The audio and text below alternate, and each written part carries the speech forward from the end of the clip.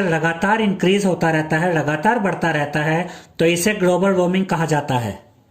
It is caused by the excessive heat trapped by the green house gases like carbon dioxide. इसका यह मतलब है students कि global warming तब होती है जब अर्थ के एटमॉस्फेयर में ग्रीन हाउस गैसेज जैसे कि कार्बन डाइऑक्साइड के द्वारा जरूरत से ज्यादा हीट ट्रैप कर ली जाती है। The increase in the greenhouse gases due to human activities and cutting down of trees are the major reasons for global warming. इसका यह मतलब है स्टूडेंट्स कि ह्यूमन एक्टिविटीज की वजह से ग्रीन हाउस गैसेस का बढ़ना और पेड़ों का काटा जाना ये सबसे मेन रीजंस हैं जिनकी वजह से ग्लोबल वार्मिंग हो रही है। Global warming can cause climatic changes which are not good.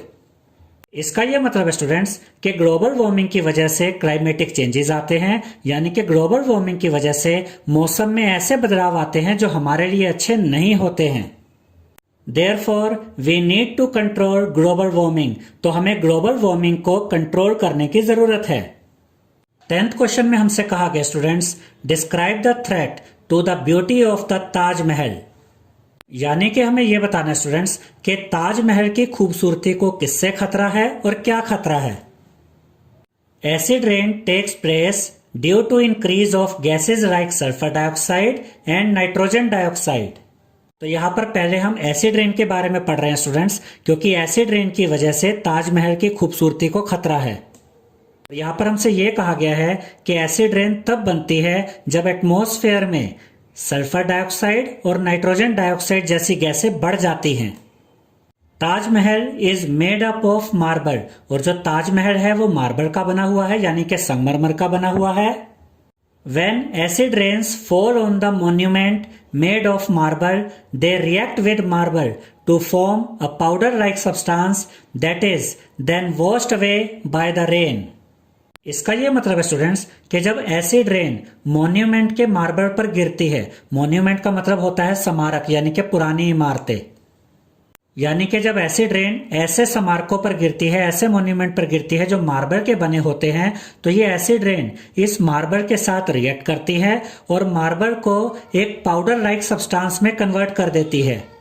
और जब दोबारा बारिश होती है तो ये जो पाउडर लाइक सब्सटेंस होता है ये पानी के साथ बह जाता है, जिसकी वजह से मॉन्यूमेंट धीरे धीरे खराब हो जाता है। और यही ताजमहल के साथ भी हो रहा है, यानी कि एसिड रेन की वजह से ताजमहल की ब्यूटी खराब हो रही है। Also the soot particles produced by the Mathura oil refinery located near Agra has contributed to the yellowing of the marble of Taj Mahal. इसका यह मतलब है स्टूडेंट्स कि आगरा के पास मथुरा ऑयल रिफाइनरी है और मथुरा ऑयल रिफाइनरी में से सूट पार्टिकल्स प्रोड्यूस होते हैं, यानी कि गंदे पार्टिकल्स निकलते हैं, पोल्यूटेड पार्टिकल्स निकलते हैं। और इन सूट पार्टिकल्स की वजह से ताजमहल के मार्बल का जो कलर है वो धीरे धीरे पीला पड़ता जा रहा है, जिसकी वजह से ताजमहल की खूबसूरती खराब हो रही है। 11th क्वेश्चन में हमसे कहा गया है, why does the increased level of nutrients in the water affect the survival of aquatic organisms. इसका यह मतलब है स्टूडेंट्स कि अगर पानी में न्यूट्रिएंट्स का लेवल बढ़ जाता है तो ये किस तरह से एक्वेटिक ऑर्गेनिजम्स के लिए, यानी कि पानी के ऑर्गेनिजम्स के लिए हानिकारक होता है। Increased level of nutrients in water leads to more growth of algae and plants inside the water. इसका यह मतलब है स्टूडेंट्स कि जब पानी में न्यूट्रिएंट्स का लेवल बढ़ जाता है तो पानी में एल्गी और प्लांट्स की ग्रोथ भी ज्यादा होने लगती है, यानी कि एल्गी और प्लांट्स की संख्या भी बढ़ जाती है। When these algae die, they serve as food for decomposers like bacteria।